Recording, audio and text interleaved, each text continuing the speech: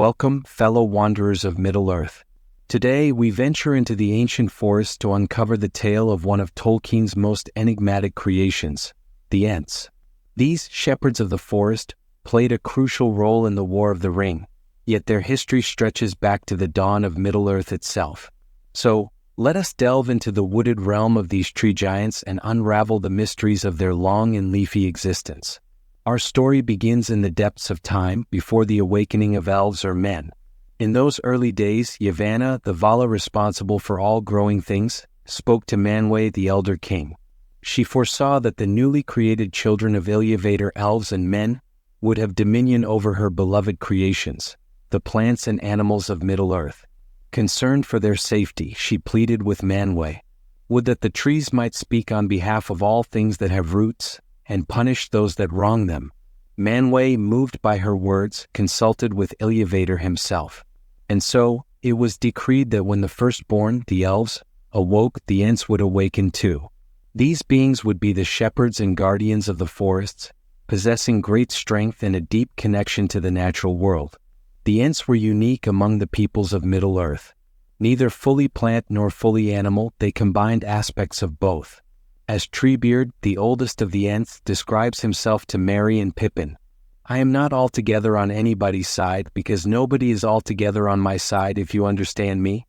Nobody cares for the woods as I care for them, not even elves nowadays." This statement encapsulates the Ents' position in Middle-earth, guardians of a realm that exists alongside, but separate from, the domains of elves, men, and dwarves. In their early days, the Ents were numerous and spread across much of Middle-earth. They communed with the trees, learning their language and sharing in their slow, deep thoughts. The Ents also had companions, the Entwives. While the Ents loved the great forests, the Entwives preferred open lands and gardens. This difference would eventually lead to a great tragedy in Ent history, but we'll come back to that.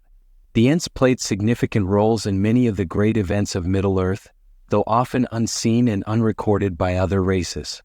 During the years of the trees in the First Age, they helped to keep at bay the darkness that Morgoth spread across Middle-earth. They battled against the great fires that the first Dark Lord used to destroy the primeval forests. One of the most significant moments in Ent history came during the Second Age, with the forging of the Rings of Power. The elven smith Celebrimbor, grandson of Fëanor, created many rings of power under the tutelage of Sauron, then disguised as Annatar, the Lord of Gifts.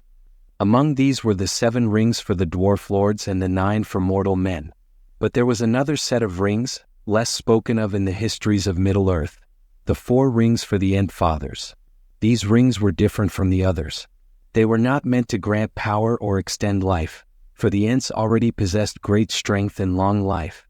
Instead, these rings were designed to deepen the Ents' connection to the natural world, enhancing their ability to communicate with and understand the forests they shepherded.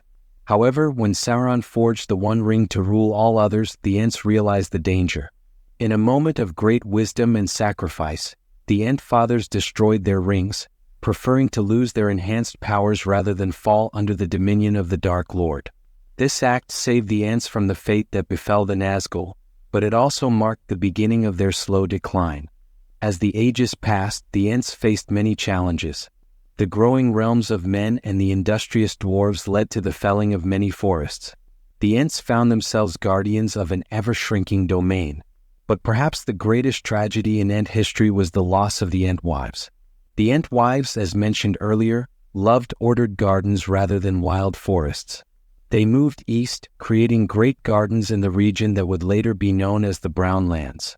But during the War of the Last Alliance at the end of the Second Age, Sauron's forces destroyed these lands, and the Entwives disappeared.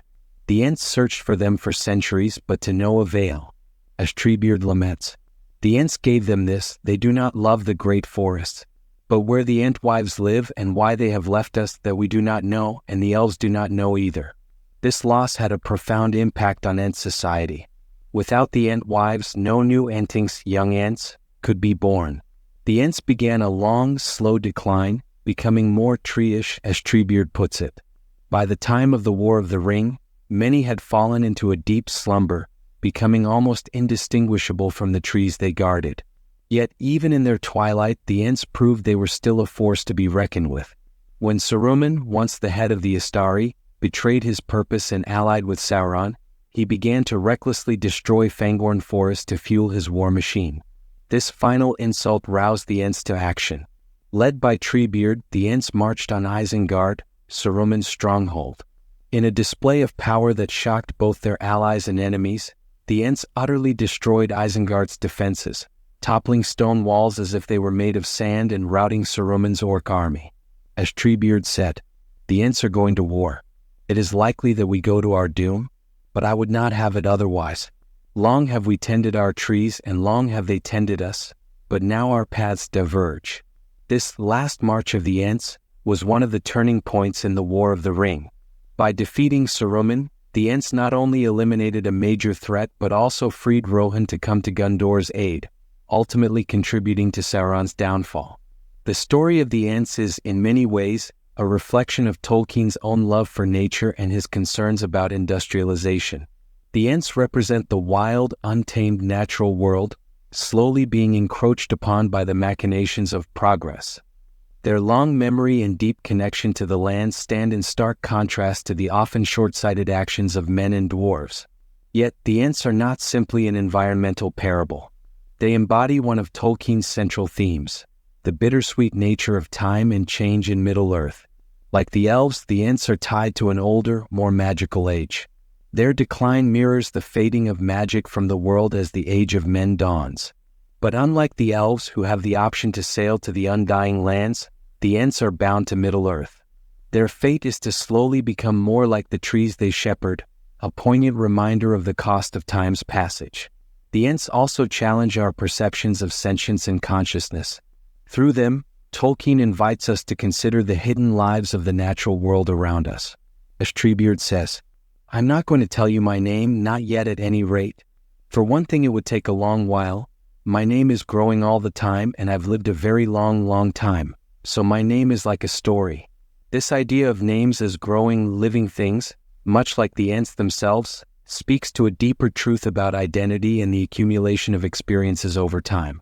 As we conclude our journey through the history of the Ents, we're left with a mixture of wonder and melancholy. These ancient guardians of the forest, with their deep wisdom and connection to the natural world, remind us of the magic and mystery that Tolkien wove into the very fabric of Middle-earth. Their story raises profound questions. What is our responsibility to the natural world? How do we balance progress with preservation? And in a changing world, how do we honor and remember the wisdom of the past? So, dear explorers of Middle-earth, what are your thoughts on the Ents? Do you see parallels between their struggle and our modern environmental challenges? How do you think the world of men fared without these ancient guardians in the Fourth Age and beyond? Share your musings in the comments below, and until our next venture into the depths of Tolkien's realm, may your roots be deep and your branches reach to the stars.